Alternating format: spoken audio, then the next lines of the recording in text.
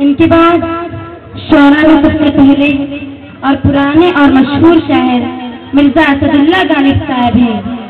उनको मैं स्टेज के साथ दावत सुखन देता हूँ। है और भी दुनिया में सुखनवर बहुत अच्छे, कहते हैं कि गालिब का है अंदाज़ बयां कुछ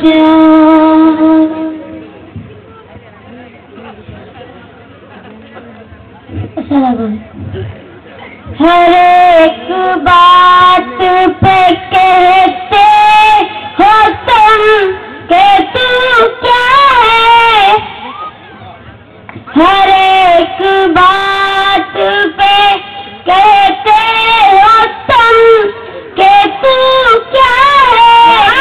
क्या बात है, तुम ही बताओ कि ये अंदाज़ ये गुफ्तगू क्या है, तुम ही बताओ कि ये अंदाज़ गुफ्तगू क्या है। वाह क्या कहने,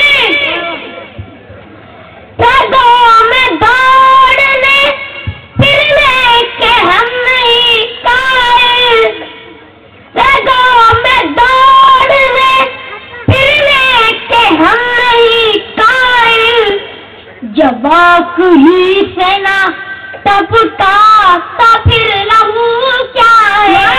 क्या बात है, जवाक ही से ना टपका तो फिर लहू क्या है। बना है शाह का मुसाहिब फिरे रास्ता, वगरना शहर में गालिब किया बरू क्या है, वगरना शहर में गालिब किया बरू क्या है। हर एक बात पे कहते